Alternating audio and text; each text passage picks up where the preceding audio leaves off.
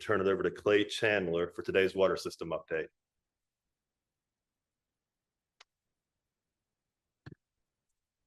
Thank you, Ben. All right. So what we're looking at here is an approximate map, a map that shows the approximate areas that have service.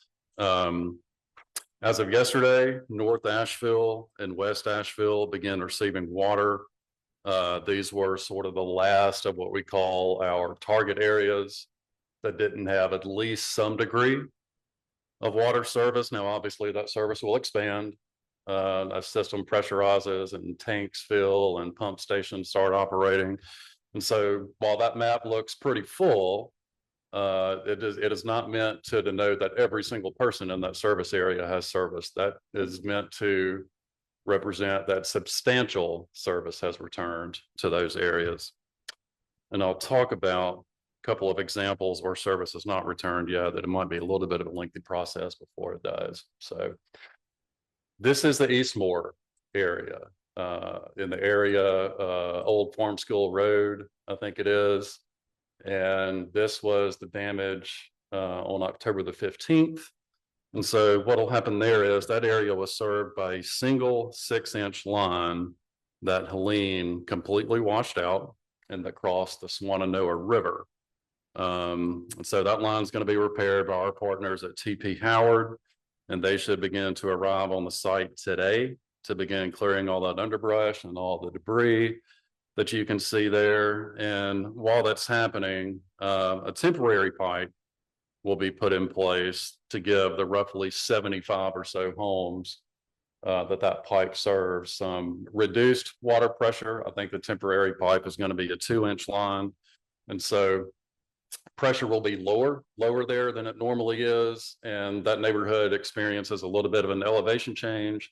And so obviously homes in the lower part of that neighborhood will get service back before homes in the elevated parts do.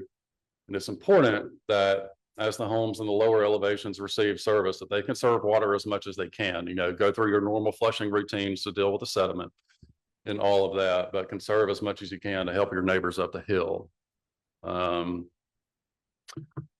See, that's Eastmore. There's the video. So this video is going to show some pretty striking images. That's the Swananoa River as it appears now. That's where the river was before the storm. And that's where the new line will be laid. And so obviously you can see TP Howard contractors are going to have to do some river redirection to create dry work areas while they make that pretty complex repair. Let me go back just one.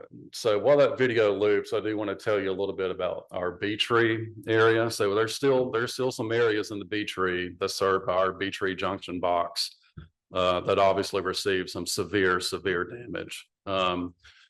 Again, we're talking about an area that's served by a single line, 40-ish homes in that Bee Tree area that still don't have water. The water line that serves that area is intact. That's the good news. And our water resources crews have to do some backfilling on that line before it can handle water pressure just for stabilization purposes. That backfilling should be complete by late today or early tomorrow. Now, here's probably the best news of the day. That is at North Fork at our water treatment plant there on October the 15th. And what our watershed superintendent, Jerry, who's on the cherry picker, is taken off of that trailer is the aluminum sulfate that we're going to use for the in reservoir treatment process there. That we hope will reduce the turbidity. Again, that lake was flipped completely upside down by Helene, meaning the sediment on the bottom came all the way to the top and turned what is normally crystal clear, pristine water into something that strongly resembled chocolate milk. So that aluminum sulfate is a salt-ish mineral that we use in our normal treatment processes.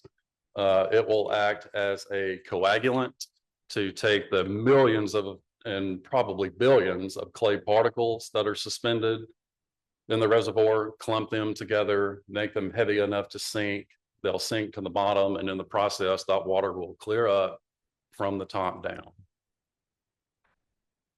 And that is the caustic soda that will be used in that inlet treatment process as well. Again, something we use normally under normal circumstances in our treatment and filtration process. And the role the caustic soda will play is it will adjust the pH of the water to get it exactly where it needs to be, so the aluminum sulfate can do its job as a coagulant. Again, clumping all that clay together, making it heavy enough to sink, and clearing the water from the top down. The applicator boat for this, we don't have a picture for this. I wish we did, because it arrived on the site this morning. And we are hopeful that the applicator boat will load those 2 treatment chemicals onto it and start spraying them into the water today. That should happen this afternoon if it's not already. And so by Friday, we will have an idea, at least, of how long that treatment process will take. It's just too early to say now, with the temperature of the water and the current levels of turbidity, how long that will take. But we should have a pretty good idea, or we hope to have a pretty good idea on Friday. All right, so back to the map. On Monday evening, Water Resources issued a system-wide boil water notice to every customer who is served by the City of Asheville. That includes Mills River and North Fork.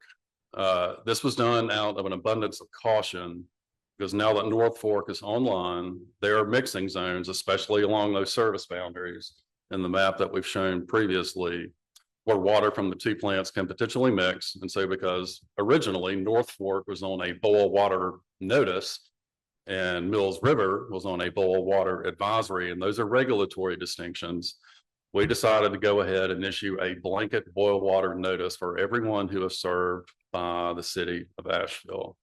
Now, the practical effect for customers remains exactly the same. Any water intended for consumption, drinking, cooking, brushing teeth should be boiled for at least a minute beforehand. Nothing about that changes. The water is safe for laundry, is safe for showering. You don't want to swallow the water while you shower. It's safe for hand washing, with the caveat that if you're cleaning your hands for immediate food prep, after that, you probably need to wash your hands with bottled water or water that has been otherwise purified. Now, washing dishes, if you have a dishwasher with like a sanitized setting that will get that hot wash temperature up to around 170 degrees, you should be perfectly fine to wash your dishes in that.